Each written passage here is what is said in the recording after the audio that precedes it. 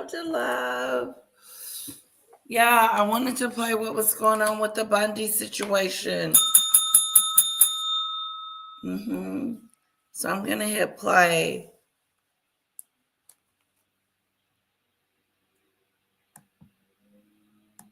Some fired up members of the Democratic on the House Oversight Committee are speaking now after listening to Attorney General Bondi talking about the Epstein files. Let's listen in. To our lawful subpoena in a deposition. So instead I asked Chairman Comer if he would compel her to come to our deposition. If she did not come, would he force her to, or if he would move for contempt hearings as he did for other.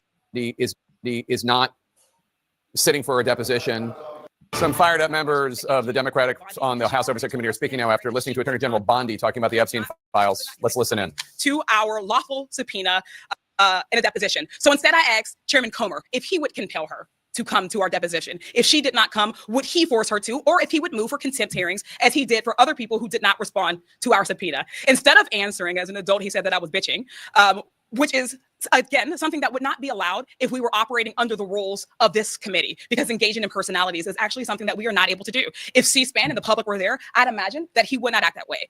Neither here nor there. We expected AG Bondi to be adversarial. We expected her to be confrontational, and we expected her to not offer us much information. But that's why I introduced impeachment articles, because she has already been obstructing justice. She has already weaponized the DOJ. She has already ended investigations into Trump and his allies. She has used this role essentially as one to help the president. She does not answer to the president. The DOJ does not have the right or the privilege of withholding information from an active investigation, ignoring the laws of our land, which the Epstein Transparency Act is, with our subpoena from last July is. And the oversight Dems will continue to press for accountability. We'll continue to press for justice for survivors while also keeping them centered in this. So at the end of the day, we are still here seeking answers for women, for girls, and for the American public who has demanded justice, who have demanded answers to this. And whether or not they will pretend that the documents that they've given us is enough, we already know that they have not complied. And we are asking other people to make sure that we do not let them off the hook right now. So we look forward to her on the record deposition with our committee in response to our lawful subpoena. I'll say a few more things, and I'm going to open up for questions, and if anyone wants to answer the questions. So just as a review, I think it's very important. This fake hearing, we found out about it yesterday with no time to prepare, with no format given to us. We had no idea what the even format was going to be until just an hour or two before the actual, this kind of fake hearing that was set up. And it was clear from the minute it started that the Attorney General is trying to evade and not attend the mandated subpoena that is put in place. We asked her that question. Multiple members asked her the question. She would not respond. She said she'll continue to follow the law. That is not a response. She has a subpoena in place by Chairman Comer. If there's any questions, I'll take those now. So aside from the questions about the deposition, what else have you guys been asking her about? What else is the conversation in the room about? Because I know you all said you had a lot of questions. I'm going to let Congressman Lynch. Yeah, and I support everything that's been said by my colleagues. Remember, our desire to get the Attorney General and Todd Blanch under oath is because we've been faced with lies from the very beginning. Go back to February 21st, 2025. Pam Bondi told us and told the public that the files, the Epstein file client list was on her desk. But then we found out that was a lie.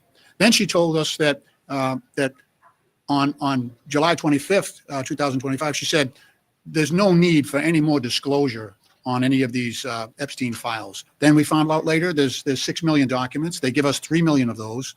And now we find that we can't get access to a lot of that information because it's so heavily redacted. And then finally, with much pressure from the court. We're going to take a quick break from covering that press conference to bring in Democratic Congresswoman Melanie Stansbury of New Mexico, who serves on the House Oversight Committee. So, Congresswoman, your fellow Democrats seem pretty fired up. What happened behind closed doors?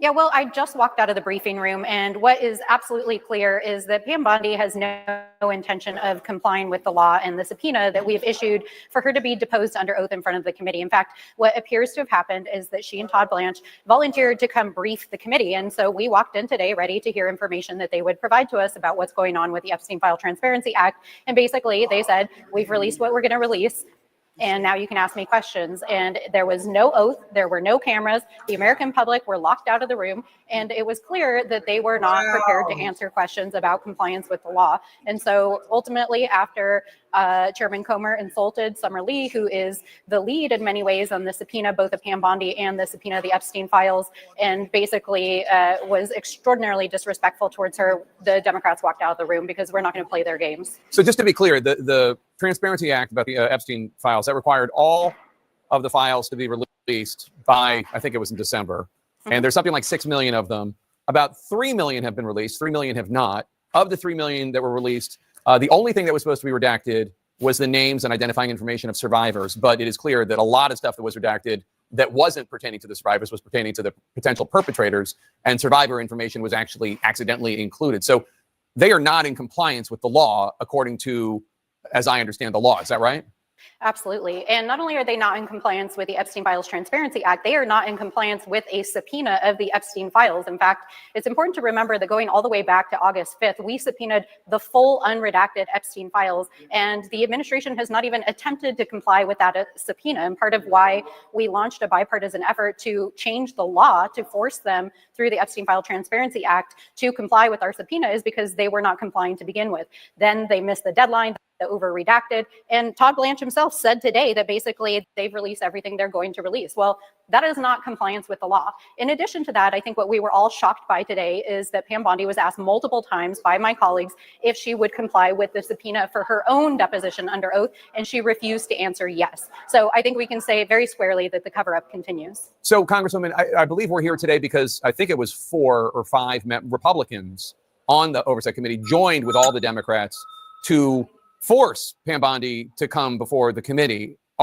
Do the Republicans on the committee who joined you for that, are they with you in terms of the outrage you're obviously feeling about the fact that Bondi is not sitting for a deposition, and also the fact that the administration is not complying with the Epstein Transparency Act? Well, I'll note that the subpoena for Pam Bondi to appear under oath was actually issued by Nancy Mace, who is a Republican from South Carolina. I did not see her in the room this afternoon. I don't know why, but I think it was clear that our colleagues across the aisle were running interference for Pam Bondi and Todd Blanch, asking them leading questions. And like I said, it was set up like a sham hearing, not a briefing. They did not come in with any new information. They did not provide any sworn statements. And it appeared that our colleagues were basically trying to say, hey, look, they showed up. And we are not going to accept that as compliance with the law, because the law is clear. We have subpoenaed them, we have subpoenaed the files, and we have passed a bipartisan Transparency Act, which the president signed himself, and they have not complied with the law. How do you reconcile that, before you go? How do you reconcile the fact that Republicans overwhelmingly voted for the Transparency Act? The Senate voted for it, I think, on a voice vote, meaning everybody voted for it, everybody agreed.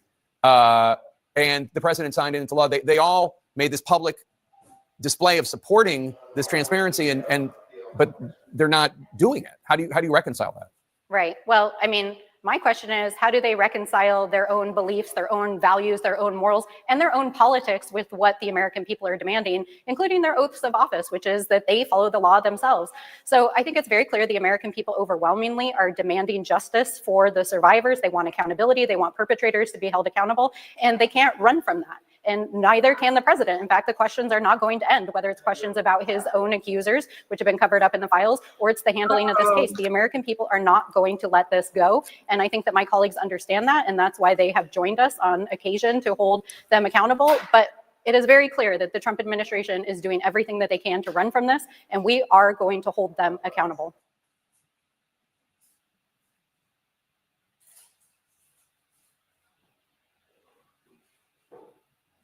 Democrats just stormed out of a sham briefing that Attorney General Pam Bondi decided that she was going to hold with 24 hours notice regarding the Epstein files. She apparently tried to hold this sham hearing and gave only 24 hours notice to try to get out of her deposition, which is supposed to take place on April 14th. She's been subpoenaed by the House Oversight Committee, and she's supposed to appear in public in the next few weeks. So she and the MAGA Republicans and Donald Trump tried to coordinate this sham. They said about 24 hours ago that she wanted to talk about the Epstein files. Democrats were very suspicious. What are you going to try to talk about in giving us only 24 hours notice? We have you under subpoena. Is this a way you're going to try to get out of the subpoena? And it became very clear to the Democrats as soon as this sham briefing started that that's what Bondi was going to do. It seemed that she and James Comer had scripted this whole thing with Donald Trump, as they were going to be like, look, I guess she told you everything. Now, this also comes at the same time where a smoking gun document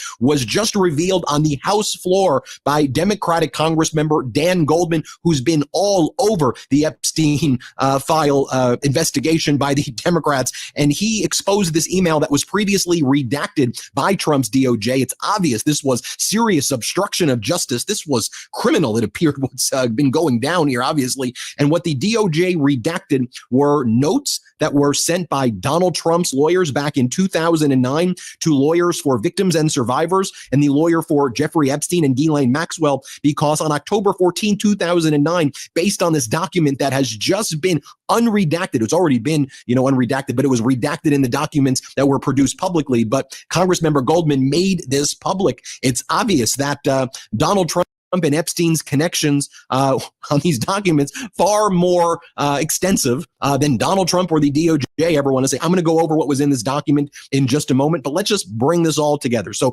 sham briefing called by Pam Bondi. She says, House Oversight Committee, show up. Now, this follows the House Oversight Committee sending a letter to Bondi saying that she's subpoenaed to show up April 14th. Remember yesterday, I was like, that's kind of surprising. MAGA Republican James Comer was sending a strongly worded letter to Pam Bondi saying she needs to show up April 14th. That's odd because we know what Trump sycophant James Comer is, but this was all part of their plan, because then she said, all right, I'm going to do this briefing. I'm going to show up on the House. And she was going to try to use this in order to not show up for her deposition. But Democrats saw that coming, and Democrats just stormed out when they were like, seriously, this is all part of a cover up. We're not going to even being in this room makes you a co-conspirator to crimes, because this is part of a cover up of a child sex trafficking ring.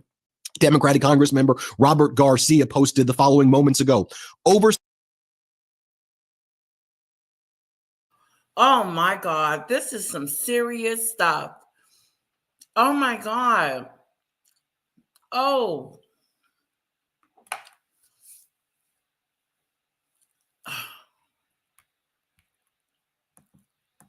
Oversight Democrats just walked out of an outrageous fake hearing where Pam Bondi refused to say she would show up for her. They walked out of a fake hearing that Pam Bondi said she wasn't going to appear in April. Under oath deposition. We asked her multiple times and she refused to commit. We won't participate in a fake hearing that's not under oath and not transcribed. The American people deserve transparency and the truth. We are going to end this White House cover-up, to which the GOP members of the House Oversight Committee put out this message. This was clearly the Democrats' plan all along, to walk out of the briefing the DOJ offered to provide. Both Attorney General Bondi and Deputy Attorney General Todd Blanch were answering substantive questions, and Attorney General Bondi stated that she would follow the law regarding her subpoena. It's clear Democrats don't want answers or justice for survivors. They just want theatrics for their latest partisan stunt. No. I don't believe it.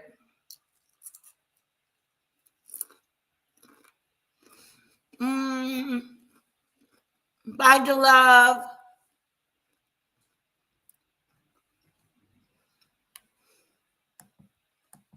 To which the House Democrats in the Oversight Committee said, actually, the Attorney General would not commit to following the subpoena that Chairman James Comer sent her 2 days ago to testify in front of our committee. So no need to participate in a fake hearing that's not transcribed and is not under oath. Now, as I mentioned moments earlier, before the Democrats stormed out, Democratic Congressmember Dan Goldman went to the House floor and he showed one of these documents that the Department of Justice has been covering up. DOJ redactions hid key details about Trump's Epstein ties, and Congressmember Goldman just revealed what they were trying to cover up. In the unredacted document shown today by Goldman on the House floor, we can now read the full notes from a 2009 conversation involving Jeffrey Epstein's attorney and Donald Trump's attorney in an email that was sent in October 20, 2009 from Epstein to Ghislaine Maxwell. Here's what stands out. Trump's own attorney set the record straight on whether Epstein was ever expelled from Mar-a-Lago. Trump's own attorney admits, no, Epstein was not a member, may have been a guest, and was never asked to leave.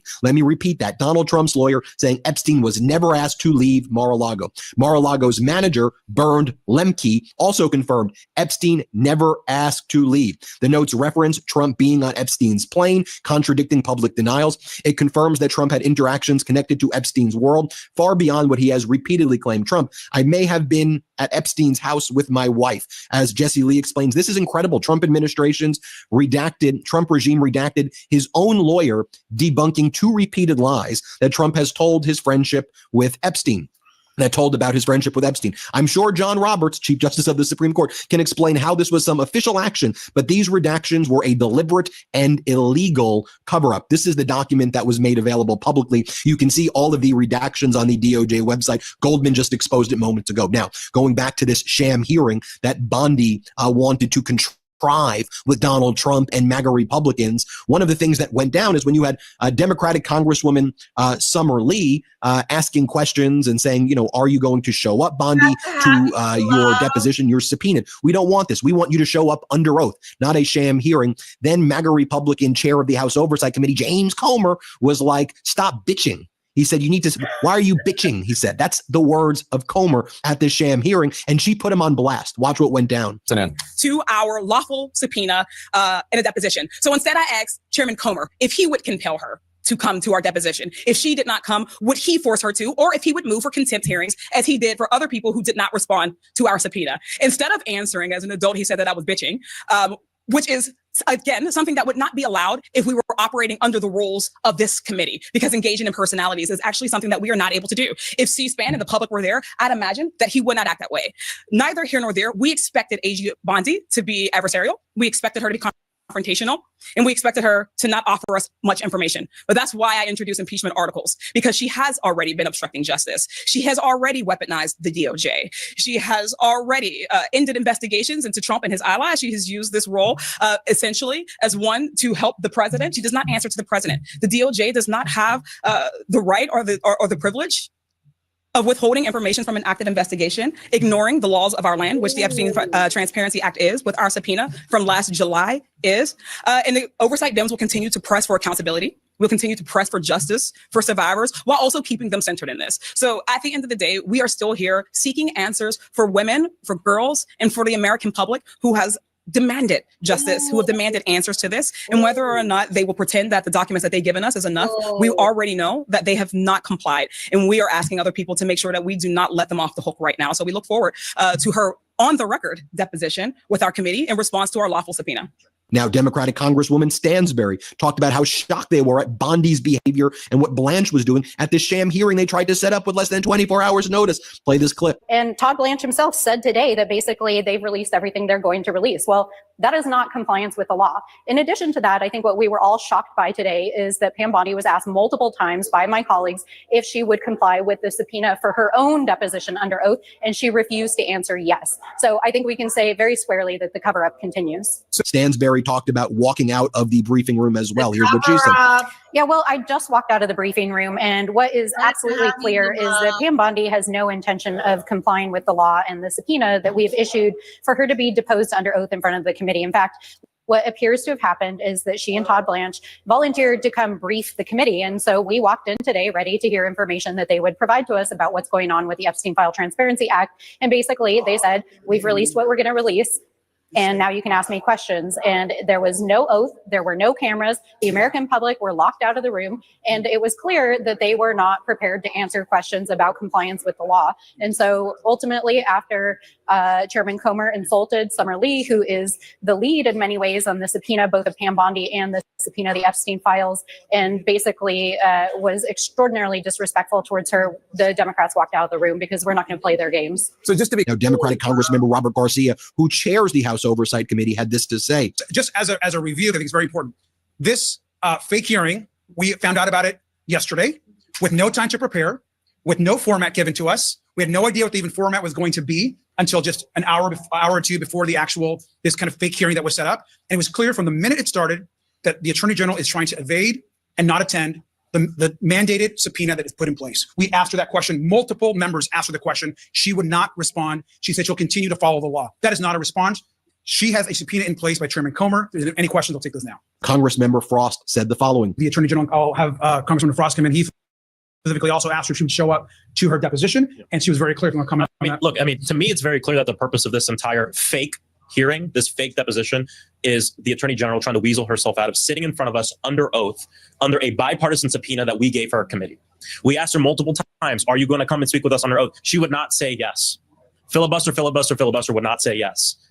And so why do we, and then our Republican colleagues say, is this not enough? Why don't you want to speak to her now? We want her under oath because we do not trust her. Why don't we trust her? Because she's a liar. Look at how that Judiciary Committee hearing went.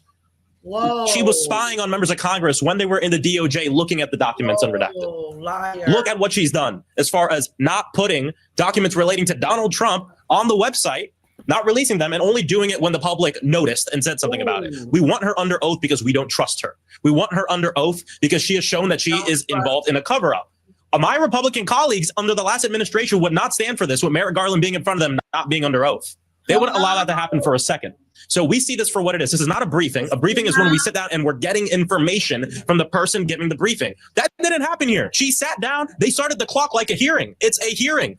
It's a fake deposition where no one can see what's going on, where there's zero transcription, where it's not on C-SPAN or anything, and where no one is under oath, and they are allowed to freely lie to members of Congress. More from Democratic Congressmember Garcia here. Play this clip. What's important right now for us is that we hold Pam Bondi accountable for the subpoena. She legally has to show up. That's number one. Everything after that, whether it's contempt, whether it's anything else, all follows. She's got to show up for her deposition. That's all. Thanks, everybody.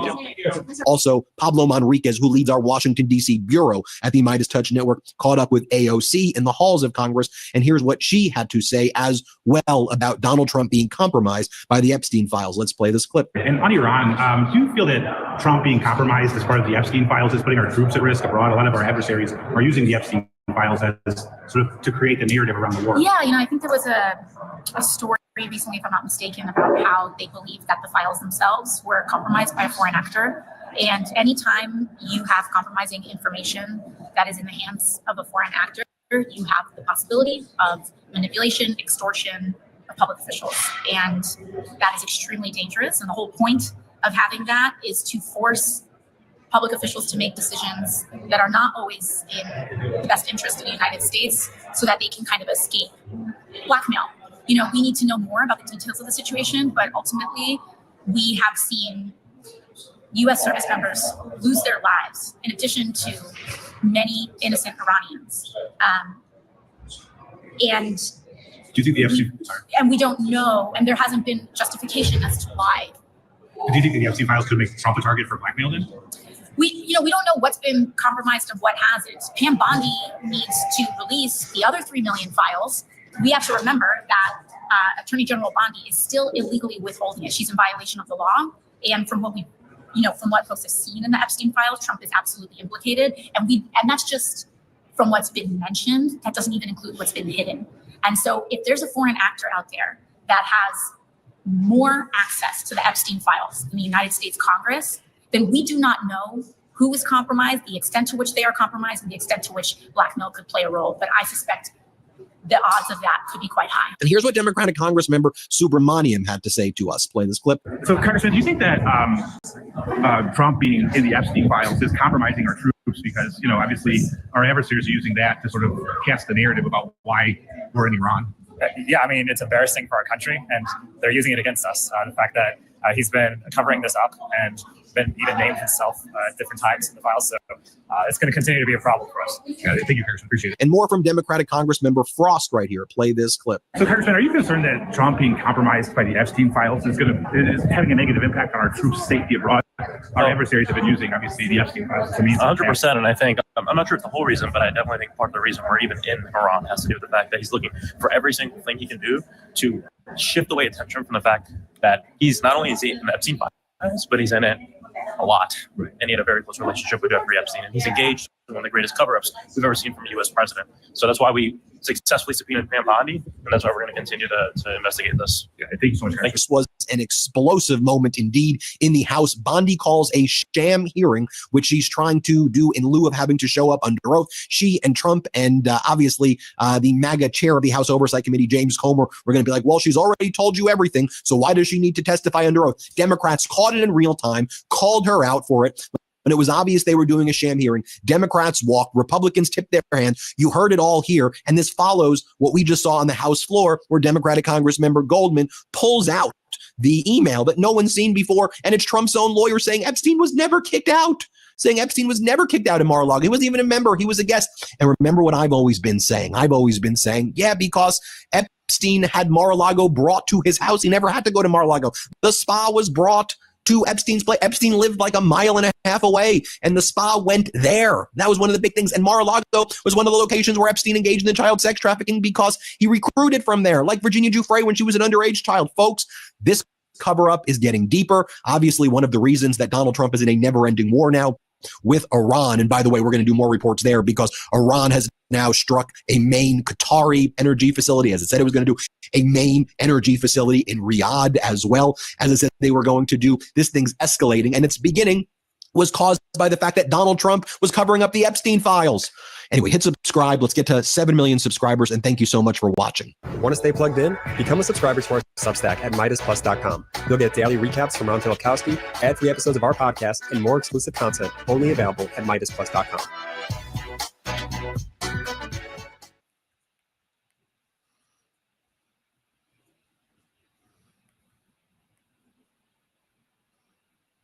But I think Cuba's the end. You know, all my life I've been hearing about the United States and Cuba.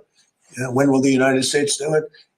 I do believe I'll be having the honor of taking Cuba. That'd be good. That's a big honor. Taking Cuba. Taking Cuba in some form, yeah.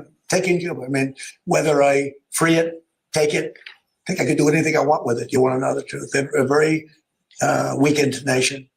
It's Ken Harbaugh with the Midas Touch Network. Sometimes I'll watch a video of Donald Trump like this one, and it is so unhinged that I'll have to double check that it's not AI generated. This statement about Cuba is exactly the kind of thing we have been warning about. A mad king with a lust for power, thinking he can take anything he wants by force. One of the realities that is now setting in for the Trump regime is that the U.S. military.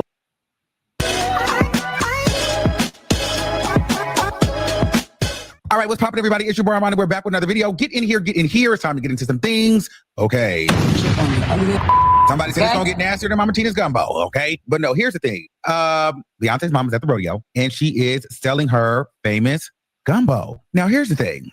One thing, or a few things that Black people are not gonna play about, and they always think that they make it better than the other person, or they just don't eat everybody's of, is number one, gumbo, potato salad, fried chicken, and mac and cheese. So you say that you're an expert or you got a special recipe, you're starting in at a deficit for sure. So, and then you add Beyonce to this, and you add, public, you add social media, you add clout chasers. That is a recipe, literally, for disaster. So Mama Tina was taking a big risk. And guess what? She gagged. The people went out there and talked about how nasty the gumbo was. They was throwing up. They was making videos. One lady got online and made it seem like Mama Tina was so nasty and so mean to her. Probably because Tina didn't have time to speak because everybody was there. People were making it seem like she didn't want to take pictures with them. It was just a lot. I don't understand how people feel so entitled to other people's space just because you're a fan or because you know them. It was one lady, she literally went on a whole Instagram live, a Twitter or TikTok rant about how, Tina was so nasty and so mean and how the gumbo stinks and it was nasty and it smelled burnt and all this stuff. And she was just so hurt. It was her first time meeting a celebrity, just complaining. And honestly, it makes me very fearful to have events or to meet the public because it feels like people are always looking for their next dollar or their next come up or their next opportunity.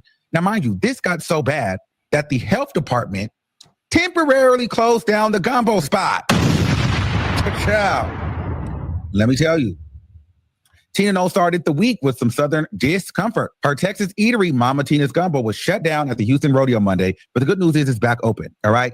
The Houston Health Department shut down the gumbo booth for undisclosed reasons. But Beyonce's mom was right back up in the saddle yesterday as the establishment was reopened. All right. The gumbo is apparently a special family recipe. All right, guys, I got a whole bunch of war updates for you. And as per usual, it is really, really bad. I struggle to come up with the language to adequately get across to you just how bad this is. I feel like words don't do it justice. And every time I look at what's going on now, I have that sinking feeling in the pit of my stomach. Oh my God, the world might be barbecue chicken. It might be a wrap on the world. Okay. So let me start with this. The Daily Mail put out a piece the other day, and it says the following: how we're just 4 months away from Armageddon. If Iran's oil war doesn't end, there's going to be bread riots, starvation, flights canceled, and cars banned. Okay. This is what people are talking about now. And you know what? They're not wrong. And in fact, even though gas has now shot up to $3.90 on average in the US per gallon, this is still just the calm before the storm, bro. And when I'm looking at what's happening around the world, it's almost like COVID. You see certain countries start to break a little bit, start to have a bunch of cases, the hospital starts to get overrun. And you look at that and you're like, oh man, that's crazy. Well, I guess we're kind of lucky it's not happening here, right? And then, fast forward 6 months, 7 months, whatever it is, and boom, it's happening there too, right?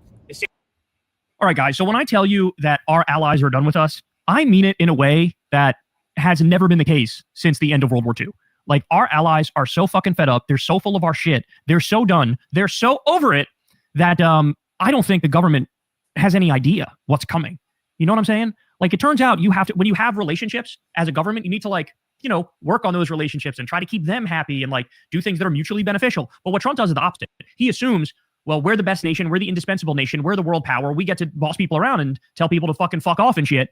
And, well, guess what? That's going to come back to bite you in the ass cheeks. Okay? So here is CNN's data guy, Harry Enton, and he's going to run through for us in terms of the numbers, just how much everybody now fucking despises us. Watch this. It's really simple, Mr. Berman. It's really simple. The people in those countries hate the U.S. military action in Iran. What are we talking about here? Okay, net approval rating, U.S. military action in Iran. In Canada, way underwater, minus 27 points. You think that's low? Thank you, Mr. Berman. You think that's low? Take a look here in Japan. Negative 73 points. My goodness. Now, by the way, let me point out, one of the reasons why this is so low in Japan is not just because it's an illegal and offensive war waged against a country that didn't attack the U.S., but also because it was very predictable. Iran would shut down the Strait of Hormuz immediately in the case of an attack. That's what happened.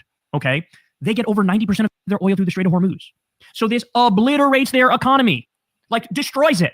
And of course, if you're in the Japanese government, you're looking at the U.S. going, hey, assholes, fuck you. You waged this war of choice, which you absolutely did not need to do. We're not stupid. We know that. And in the process, you're like condemning your ally to a fucking depression.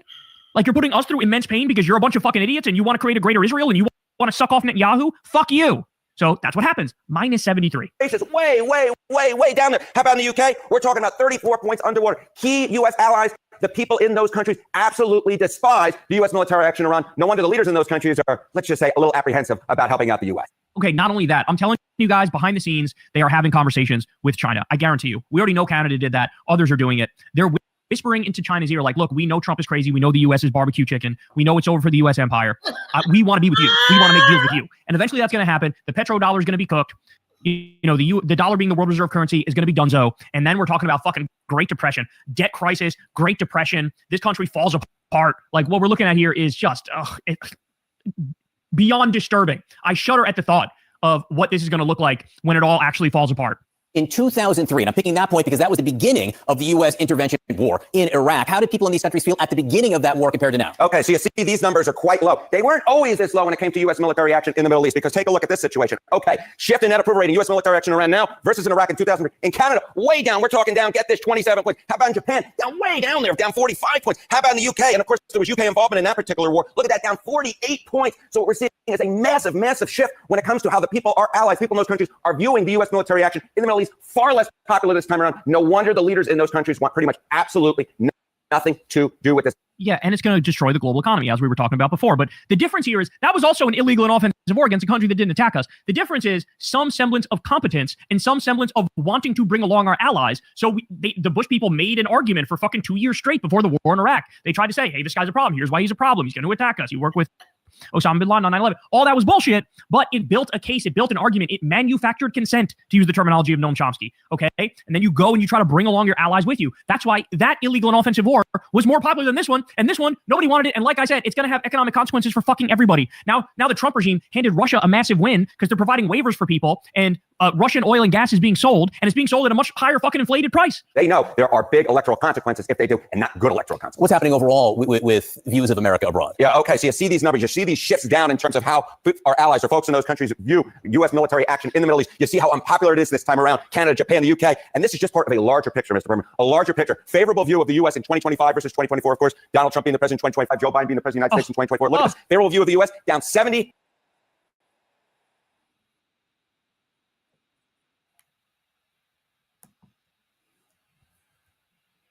Meeting. They were not happy, to say the least. And here's how Congressman Maxwell Alejandro Frost put it. We asked her multiple times, are you going to come and speak with us under oath? She would not say yes. We want her under oath because we do not trust her. Why don't we trust her? Because she's a liar. There we go. And we've all seen it. And she keeps Oppo's books with her. Joining me now is Congressman Maxwell Alejandro Frost, a Democrat from Florida on the House Oversight Committee. Okay, first let me ask you, there's been a lot of bits and pieces of reporting about what happened in that room. You were in that room. So what happened in that room? All right, so we issued the subpoena, right, 2 days ago. We were told yesterday the Attorney General to do a briefing with the Oversight Committee. All right, we'll go listen to the Attorney General. A briefing, what is that? Usually you walk in, they give you a presentation, they talk about something that they want to make sure you know about. Okay, so we walk in, and it's in our committee room. like a normal hearing usually is, which was a little different than usual, but we sit down, we're ready for her to speak, and she doesn't say anything. James Comer then goes, we're each going to ask questions on each side. Everyone's going to get 3 minutes. You're going to get to ask her questions. And essentially what they were simulating was a congressional hearing or a deposition, except not under oath, no transcripts, no staff, no attorneys, no video, no nothing, in the dark, where she's free to lie to us as much as she wants. And what I think was really happening is they were trying to set up the basis for her to try to weasel herself out of coming to the deposition under oath. Why were they trying to be sneaky?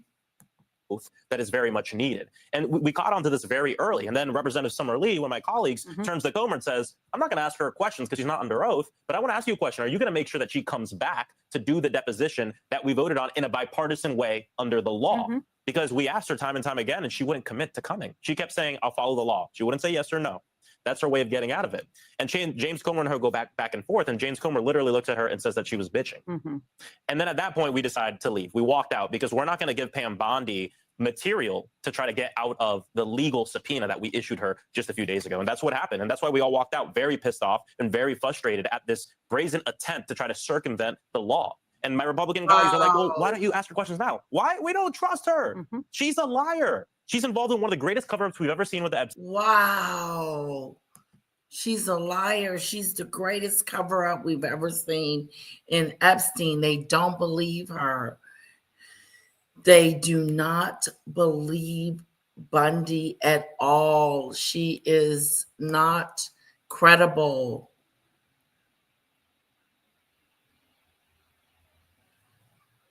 Do they? DeLove, I haven't seen anything. I'm trying to catch up. Epstein files. There were literally files about Donald Trump that were not published. The public saw that, called it out, and then they published it. She brazenly violated the law, waiting over 30 days to release the files when in the law we voted on damn near unanimously. We said it had to be out 30 days after we passed it. So time and time again, she's proven that we can't. And she spied on members of Congress. That too, to throw a cherry on top of it. So of course we're not going to trust her in some closed door room, not being under oath. And so we left, and we're still expecting to have that subpoena. And I think we put James Comer in a tough position because he came out, was berated with questions about it, and he just said, no, we're going to compel her to come in. And so I'm glad we walked out. So you still think it could happen if she testifies under oath, which is very different than like a performative behind closed doors hearing, which clearly they want to say they've done it or something like that. What do you think the first question? What's the most important question she should be asked? There's so many things. I mean, I'm going to center a lot of my questioning on the spying of members of Congress because I think that's kind of a key that unlocks a lot. They're obviously involved in a cover-up. The question is, why are you spying on us? Who approved that? Who told you to do that, right? And I think that line of questioning is going to open up something a little bit bigger that might lead to the fact that she's been directed to cover up certain things, either by the president or Stephen Miller or somebody else. Not to mention the fact that she broke the law when they have not released a lot of documents. The redactions were obviously done to protect Donald Trump in many cases. So there's a lot of things we need to ask her because she has lied, because she has broken the law. And for people who are like, well, why does it matter? A closed door deposition. That matters because in a hearing, 5 minutes each side, it's all a performance a lot of the time. But a deposition, it's an hour each side, and our attorneys get to also ask questions. It's a lot more of a serious thing that I think will uncover a lot for us. Congressman Maxwell Frost, lots to hear about this. Thank you for being here. Thank you for running over. Whoa. Wow, this is some, wait, she's got something to say? Questions? Madam Attorney General? Sure. Earlier this month, a bipartisan group of lawmakers on the House Oversight Committee voted to subpoena you to appear for a closed-door deposition. Will you commit to complying with that subpoena and appearing for a closed-door deposition? I made it crystal clear. I will follow the law. Next question. Next question. Victim attorneys say that the release of Epstein, identifying of Epstein victims was one of the single most egregious violations of victim privacy in modern American history. You built your career on being a victim advocate. Yeah. Will you apologize to the victims? What do you have to say for that conduct?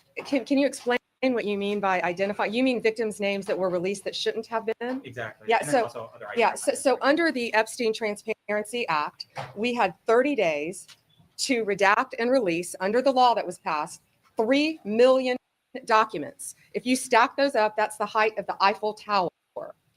No other administration, under the Biden administration, they released 0 documents. So we did our very best to comply with the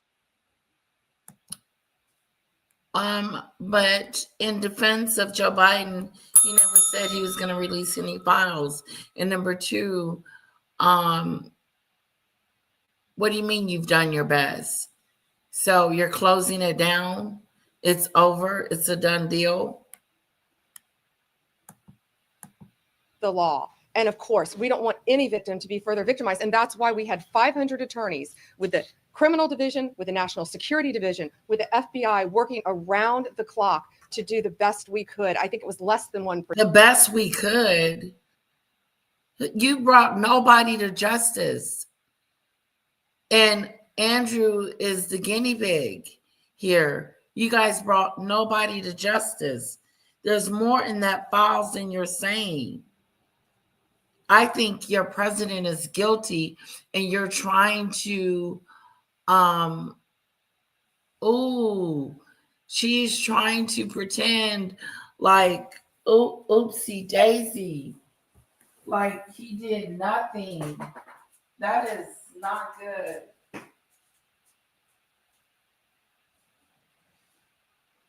Not good at all.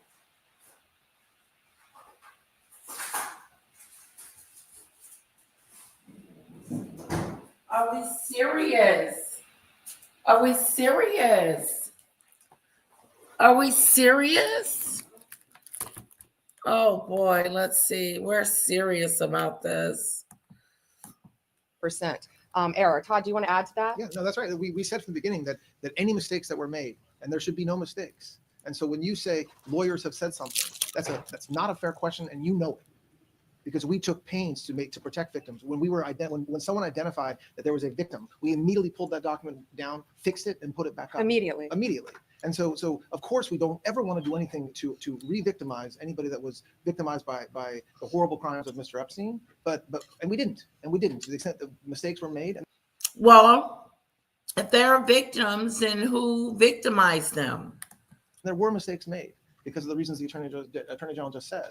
But when they were identified to us, we fixed them immediately. And let me be clear on this case. This case has spanned multiple administrations. It started under Bush. It went to Obama. It went to Biden.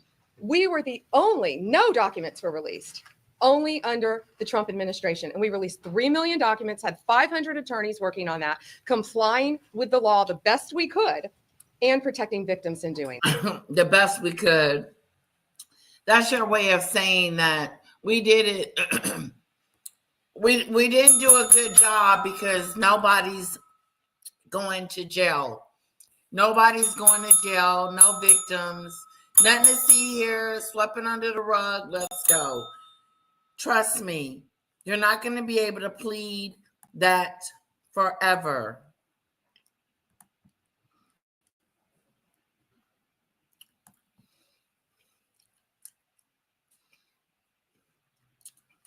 Yeah, that's it.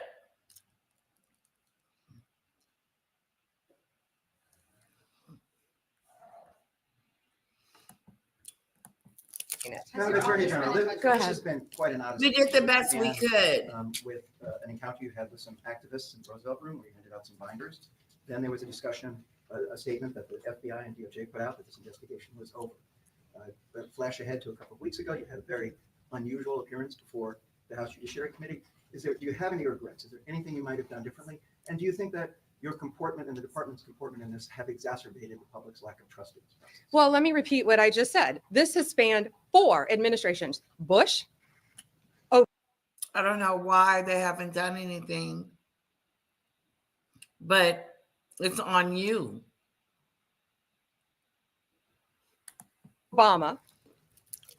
Well, Trump won 45, where Jeffrey Epstein was prosecuted, and then Joe Biden's administration, where 0 documents were provided. We have provided 3 million documents. 3 million documents, the height of the Eiffel Tower, used 500 attorneys working around the clock, have identified, either they self-identified or through their attorneys, 1,200 victims who we did our very, very best to protect their identities.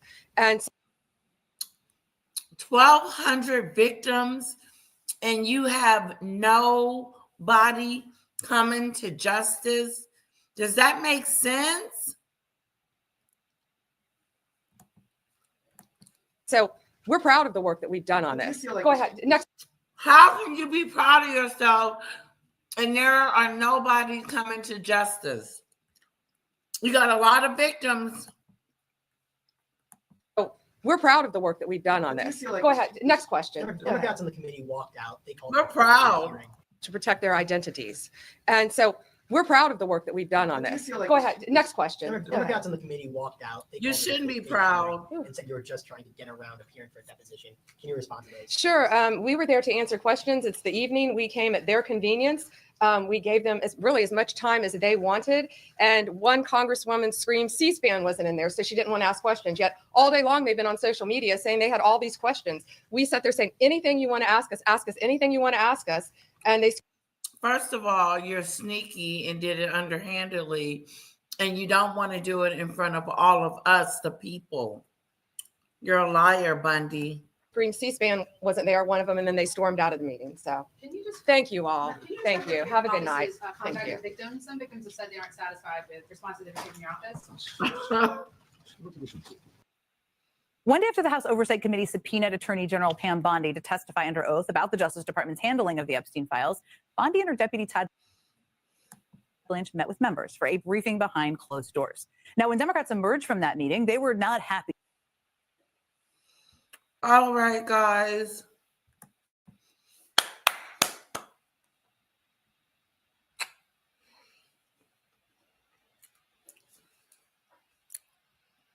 This was great. I had fun. I enjoyed you so much today. I will see you again tomorrow or tonight. We will see. Love you guys. Bye, Maureen. Bye, DeLove. Bye, Aaron. Bye, True Times. Trouble Times. Goodbye, guys.